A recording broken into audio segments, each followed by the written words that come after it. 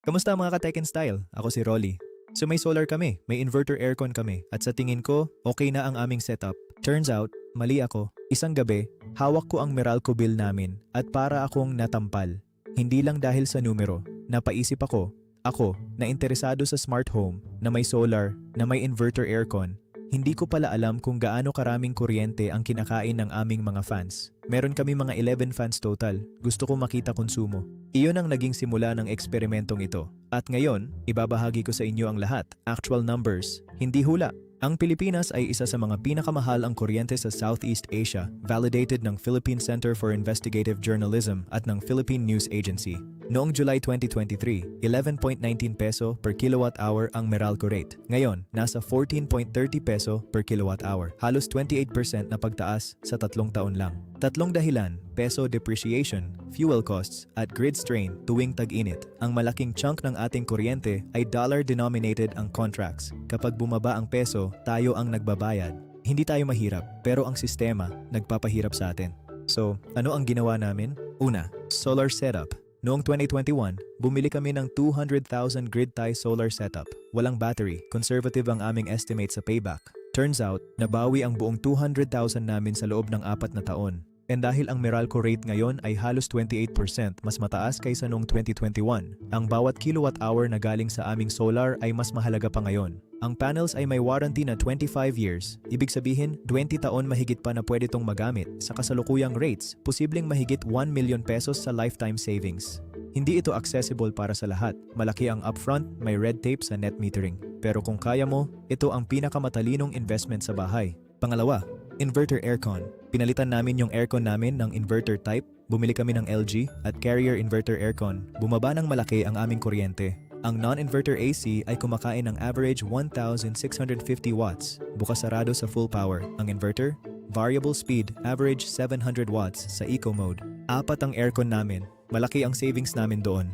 But hindi dito nagtatapos ang kwento. Pangatlo, DC inverter fans. Kahit may solar ka na at inverter aircon, kung maraming AC fans pa rin ang naka-on maghapon, may natatapon ka pa ring malaking pera. Ito ang natuklasan ko at hindi ko inaasahan.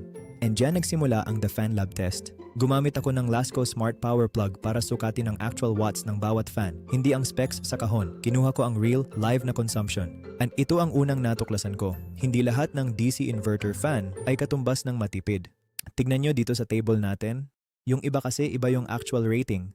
May iba't ibang brands tayo dito. May Panasonic, Asahi at Caravision DC fans. Karamihan ng DC fans ay mababa ang wattage at mababa din ang RPM ng fan. Kaya hanapin mo yung magandang balance ng wattage at RPM ng fan. Meron ako nito lahat. Binili ko in the last 2 months. Rolly, maliit lang ang pagkakaiba ng watts, di ba? Actually, hindi. I-calculate natin. Ikumpara natin 16-inch fans, ito na yung pinakamaliit na makukuha na savings. Kasi malalaki na ang wattage ng 18 to 20 inches na fan at malaki na ang difference nun. At ang 4 na Caravision fans, 7,832 pesos lang ang total, di pa sale yan. Sa monthly savings, 15 buwan, nabayaran na nila ang sarili nila. Meron akong ginawang website para makalculate mo savings mo. Check description. May 5 DC fans kami na pinalitan ko yung dalawang 20-inch, dalawang 18-inch, and isang 16-inch na AC fan. Potential savings per year is 7,332.54 pesos. Sa susunod ko na papalitan yung rest of my 6 fans pa. Malaki din savings kasi may 20-inch and 18-inch fans kami. Yung 20-inch fan is rated 145 watts ang consumption bawat fan. Pwede ko nga ipalit 2 DC fans dun sa 20-inch fans pero yun nga lang tataas initial investment ko. Meron din akong matry na solar fan pero for another review na yon. At yung Asahi DC 6085, spec ay 35 watts. Ang actual ay 38 to 41 watts. 14 to 17% mas mataas. Kaya nga, kahit ako na may smart home setup na, nadaya pa rin ng label. Palaging i-verify gamit ang smart plugs to check. Final verdict. Best value, Caravision DC fan, 1,900 pesos. 25 watts actual, 1,480 RPM. Hindi pinakasikat na brand, pero ito ang pinaka-affordable. Iyan ang smart home math. Best performance, Panasonic 18-inch DC fan, 4,500 pesos, less than 30 watts, mukhang matibay. Panalo para sa master bedroom.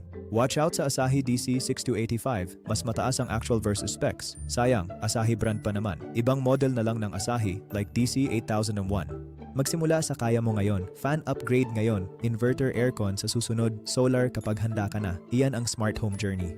So mga ka-tech in style, yan ang aming actual na story at data ngayon. At isa pang bagay, hindi pa tapos ang eksperimento. Sa susunod na ilang buwan, titingnan ko kung gaano katagal talaga mananatiling mabuti ang mga DC fans na ito. Magtatagal ba sila? Mababago ba ang consumption nila pagtagal? Part 2, DC Fan Longevity Review, coming soon. Kung ayaw ninyong mapag-iwanan, mag-subscribe at i-hit ang notification bell ngayon. Sa description, links sa lahat ng fans, free electricity savings calculator. Timestamps. Meron bang tanong? I-comment sa baba, lagi akong nagsasagot. Ako si Rolly, ito ang Tech in Style. Hanggang sa susunod, smart na, tipid pa.